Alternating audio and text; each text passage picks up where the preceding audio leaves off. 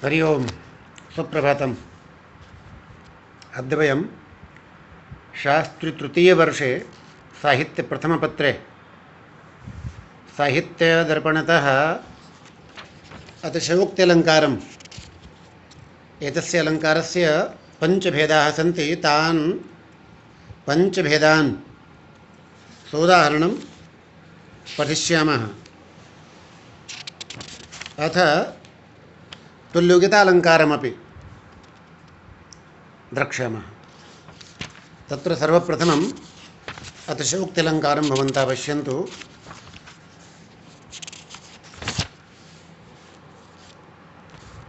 आचार्यविश्वनाथः साहित्यदर्पणे दशमपरिच्छेदे अतिशयोक्त्यलङ्कारं लक्षयन्नाह सिद्धत्वेऽध्यवसायस्यातिशयोक्तिर्निगद्यते। अध्यवसायस्य सिद्धत्वे अतिशयोक्तिः निगद्यते। अध्यवसायः, अध्यवसाय का अर्थ क्या है यहाँ? अध्यवसाय के सिद्ध होने पर, और अतिशयोक्ति अलंकार होता है। अब अतिशयोक्ति अलंकार का और जो शाब्दिक अर्थ स्पष्ट है कि अतिशयेन सहिता उक्ति यत्र सा अतिशयोक्तिः।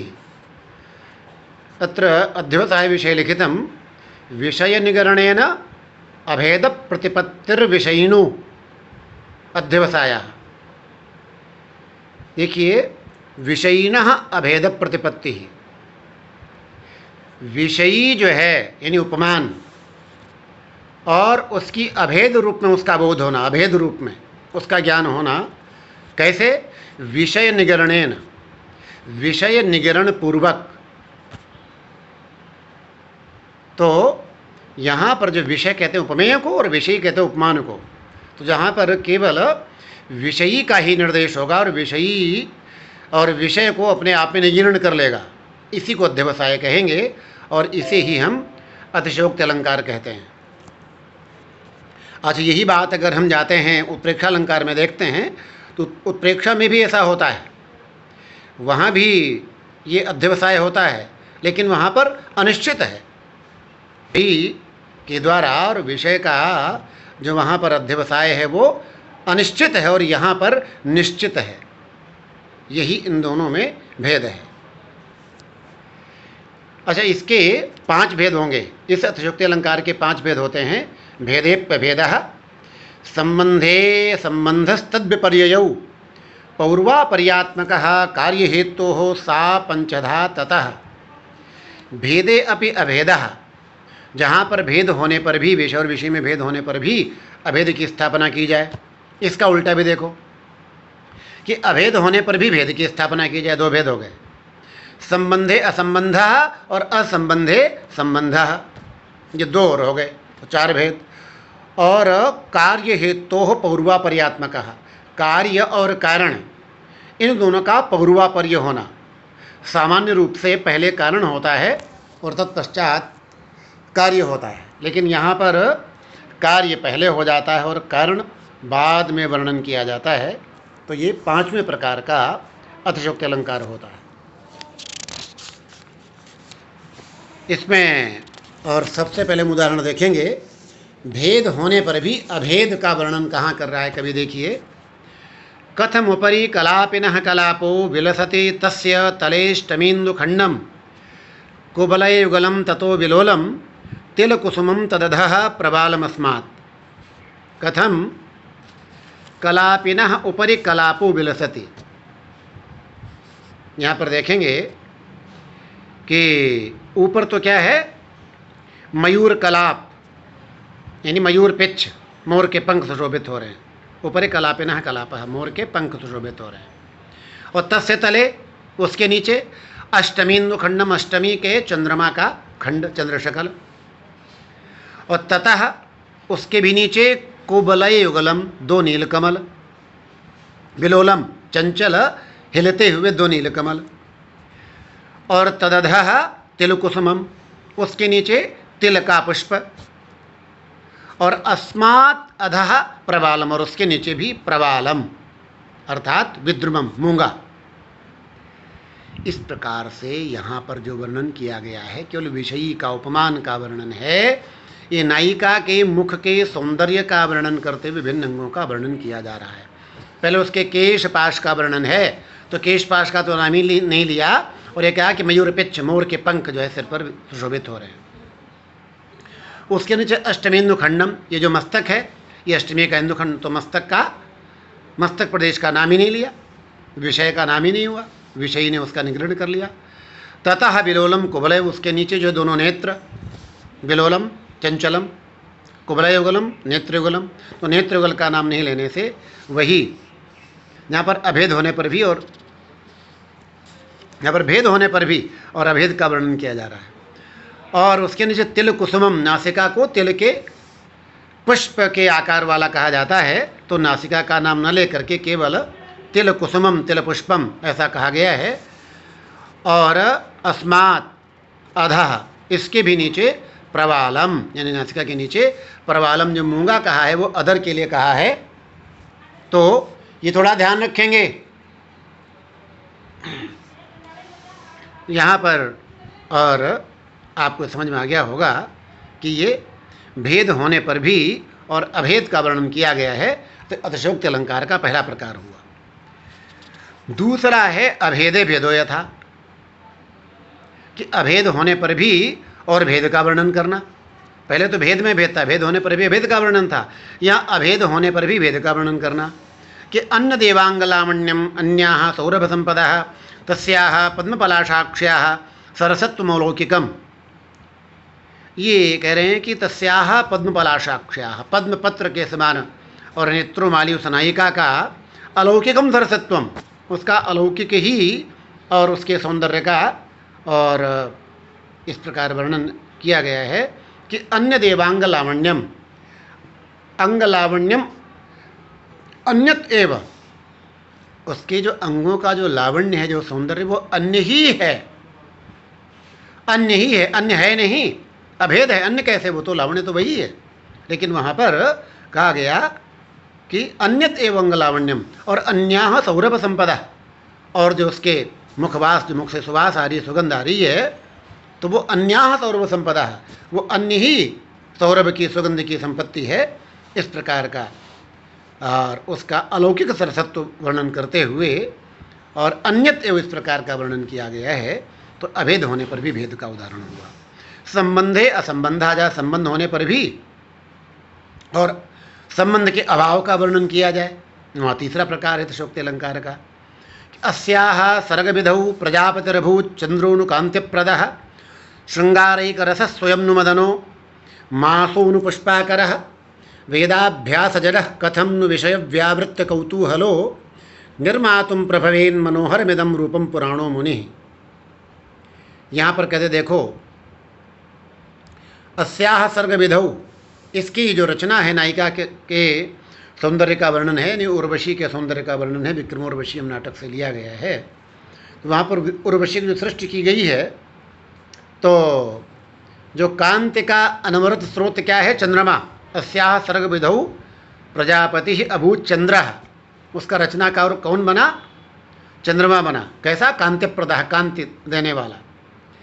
और श्रृंगारैक रस स्वयं नुमदनो मासोनु पुष्पाकरः, और या कहते या कि जो है श्रृंगार का एकमात्र रस, श्रृंगार एक जो रस है वही स्वयं साक्षात कामदेव ही इसकी रचना करने वाला बना। या मासून पुष्पाकर, अथवा जो पुष्पाकर अर्थात मधुमास, बसंत ऋतु वाला जो समय है, वो इसका रचनाकार बना, नायिका का, उर्वशी का। कहते अन्यथा वेदाभ्यास जडः कथम नु विषय व्यावृत्त कौतूहलो, विषय व्यावृत्त कौतूहल, विषयों से जिनका कौतूहल समाप्त हो गया है, यानी जो विषयों से विरक्त हैं। कौन, ब्रह्मा जी की बात है। पुराणों मुनि ही, वो पुराने मुनि ब्रह्मा जी के लिए कह रहे हैं।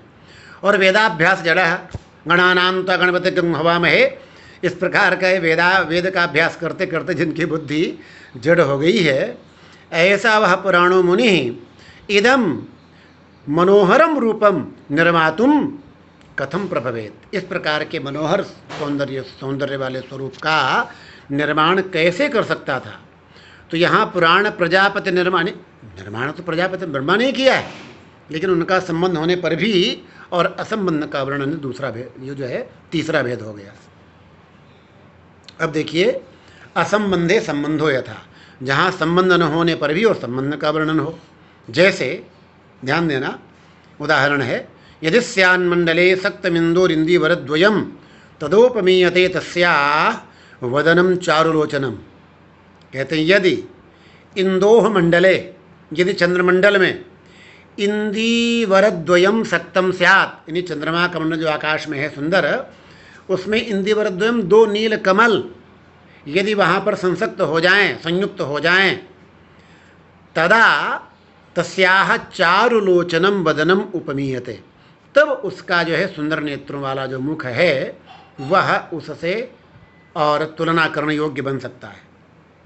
अब यहाँ ऐसा कोई संबंध नहीं है, लेकिन फिर भी संबंध स्थापित, संबंध बन ही नहीं सकता कि चंद्रमा में नीलकमल कैसे होंगे। इनका यदि ऐसा हो तो ही इस नायिका के और नीलकमल के समान नेत्रों से संयुक्त इसका जो सुंदर मुख है उसकी तुलना उस चंद्रमा से की जा सकती है जो उसमें दो नीलकमल कर दिए जाएं, जो कि संभव ही नहीं है। तो असंबंध होने पर भी संबंध का वर्णन है। आगे कार्य कारणयोः पौर्वापर्य विपर्ययश्च द्विधा भवति। अभी हमने बताया था कारण कार्य का जो पौर्वापर्य विपर्यय है, पौर्वापर्य नहीं पहले होना और बाद में होना, उसका विपर्यय विपरीतत्वम द्विधा संभवति है। उसके प्रकार द्वय हो सकते हैं कि कारणात् प्रथमम कार्यस्य भावे, कि कारण से पहले ही कार्य हो जाए, अथवा द्वयोः समकालत्वम भवेत्, कारण और कार्य दोनों एक साथ हो जाए। अन्यथा कारण और कार्य जो हैं एक साथ नहीं होते, पहले कारण होता है और फिर कार्य होता है। जैसे पहला उदाहरण देखिए, कारण से पहले कार्य का उदाहरण कि प्रागेव हरिणाक्षीणाम चित्त मुत्कलिकाकुलम पश्चादुद्भिन्न बकुल रसाल मुकुलश्रिय। कहते प्राक यानी प्रथमम एव, सबसे पहले क्या हुआ कि हरिणाक्षीणाम चित्तम, जो मृगनयनी नायिकाओं का जो चित्त है, हृदय है, उत्कलिकाकुलम, उत्कंठा से व्याप्त हो गया। और पश्चात उसका जो कारण है, उत्कंठा कब होती है, उद्भिन्न बकुल रसाल मुकुलश्रिय, खिले हुए बकुल और रसाल मुकुल की शोभा बाद में आई, यानी बसंत ऋतु का आगमन तो बाद में हुआ, और मृगनयनी नायिकाओं का चित्त पहले उत्कंठा से भर गया, कौतूहल है भर गया। तो यहाँ पर कार्य पहले हो गया और उसका जो उत्कंठा का जो कारण था बसंत ऋतु का आगमन, वह बाद में हो रहा है। तो ये पांचवें प्रकार का और पहला भेद। ऐसे दूसरा देखें कि जहाँ कारण और कार्य साथ साथ हो रहे हैं कि सममेव समाक्रांतम द्वयम दुरदगामिना तेन सिंहासनम पितृम मंडलम च महेक्षताम। यहाँ पर रघुवंश महाकाव्य से वर्णन है कि ये जो दुरदगामिना, दुरद कहते हैं हाथी को, हाथी के समान जिनकी गति है, गजगामी जो महाराज रघु हैं, उन्होंने सममेव द्वयम समाक्रांतम, इन दोनों पर एक साथ अधिकार कर लिया। किन दोनों पर, पितृम सिंहासनम और महीक्षताम मंडलम च, पिता के सिंहासन पर एक साथ अधिकार किया और साथ ही महीक्षताम मंडलम, जो राजाओं का समूह है, उस पर भी अधिकार कर लिया। तो अब यहाँ कारण क्या है, जब राज सिंहासन पर बैठेंगे उसके बाद ही तो सारे राजाओं का समूह उनके वशवर्ती होगा, लेकिन दोनों का यहाँ पर साथ साथ वर्णन किया गया है, कारण और कार्य का। इसलिए यहाँ पर भी ये और कारण कार्य का पौर्वापर्य विपर्यय है। तो पांचवा प्रकार हो गया अतिशयोक्त अलंकार का। इसे आप लोग पढ़ेंगे और समझेंगे। अगला जो अलंकार है तुल्योगिता अलंकार, इसको भी देख लें कि पदार्थानाम प्रस्तुतानाम अन्येषां वा यदा भवेत् एक धर्माभिसंबंधः स्यात् तदा तुल्योगिता। पदार्थानाम प्रस्तुतानाम पदार्थानाम अन्येषां, प्रस्तुत पदार्थों का और अन्येषां अर्थात अप्रस्तुत पदार्थों का, जहाँ पर एक धर्माभिसंबंध गुण या क्रिया रूप एक संबंध का वर्णन किया जाएगा, वहाँ पर तुल्योगिता अलंकार होगा। जैसे उदाहरण देखें, धर्म गुण क्रिया रूप कहा गया है, तो जैसे दो प्रस्तुत पदार्थों में एक क्रिया रूप धर्म का योग देखिए, अनुलेपनानि कुसुमान्य बलाः कृतमन्यवः पतिषु दीपदशाः समयेन तेन सुचिरम शयित प्रतिबोधित स्मरमबोधिशत। यहाँ पर शिशुपाल वध का जो है और ये संध्या वर्णन है कि अनुलेपनानि, अनुलेपन क्या शरीर में लेप हुआ है, और कुसुमानि, और जो पुष्पों को उन्होंने धारण किया है, पुष्प में वहाँ पर हैं चंदनादि जो अंगराग हैं और पुष्प हैं। ऐसे समय में और कृतमन्यवः पतिषु, अबलाह जो वहाँ स्त्रियाँ हैं, पतिषु कृतमन्यवः, अपने पतियों पर क्रोध करने वाली, उन पर रूठ रही हैं, उनके किसी अनाचार के कारण मान करने वाली हैं, रूठने वाली हैं, ऐसी अबलाएं और दीपदशा और दीपक की जो स्थितियां हैं, दीपक की जो बत्तियां हैं, ऐसे दोनों, उन दोनों व्रतियों को इस प्रकार से प्रतिबोधित किया, ऐसे जगाया जिससे कि और सुचिरम शयित प्रतिबोधित स्मरम बोधिशत, कि बहुत समय से सोया हुआ कामदेव भी जग गया। तो यहाँ पर कामदेव का जगना और एक तो संध्या वर्णन का प्रसंग है, उस पर प्रस्तुत है संध्या वर्णन, और अनुलेपन आदि उसके प्राकरणिक हैं, और उन सब में एक प्रतिबोधन रूप यानी इस कामदेव को जगाने की क्रिया रूप जो संबंध जो है, दोनों में एक ही धर्म का संबंध बताया जा रहा है, तो क्रिया रूप संबंध का यहाँ वर्णन है। और दूसरा उदाहरण देखें, गुण रूप धर्म का जहाँ पर संबंध होता है प्रस्तुत में और अप्रस्तुत में। प्रस्तुत किसे कहते हैं? जिसका प्रसंग चल रहा है, प्रस्तुत को हो चाहे प्राकरणिक को हो, प्राकरणिक अप्राकरणिक, प्रस्तुत अप्रस्तुत, जिसका प्रसंग है वो प्रस्तुत है। जैसे उदाहरण देखिए, इसमें तदंगमार्दवम दृष्टुः कस्य चित्तेन भासते मालती शशभृल्लेखा कदली नाम कठोरता। कहते कस्य चित्ते, कस्य दृष्टुः चित्ते, किस दर्शक के चित्त में तदंग मार्दवम, उसके शरीर की कोमलता, जिस दर्शक ने, जिस दृष्टा ने देख ली है, ऐसे किस दृष्टा के हृदय में मालती शशभृल्लेखा कदली नाम कठोरता न भासते। मालती पुष्प बहुत कोमल होता है, शशभृल्लेखा, शशभृत कहा चंद्र, उसकी लेखा, उसकी कला बहुत कोमल है, और कदली, कदली जो केला है, रंबा है, वो भी अत्यंत कोमल होता है। बोले जब उस नायिका के शरीर की कोमलता को जिसने देख लिया, उसके और हृदय में मालती पुष्प और चंद्रमा की कला और कदली, ये सभी कठोर दिखाई पड़ते हैं। तो यहाँ पर गुण, कठोरता रूप जो गुण है, उसका एक संबंध प्रस्तुत में और अप्रस्तुत में। वर्ण तो यहाँ पर नायिका है, इस नायिका के प्रसंग में मालती आदि ये अप्रस्तुत पदार्थ हैं, उन सब में कठोरता गुण रूप जो धर्म है उसका यहाँ पर वर्णन किया जा रहा है, उसके संबंध का वर्णन किया जा रहा है। तो ये आपके दो अलंकार यहाँ पर पूरे हुए। धन्यवाद।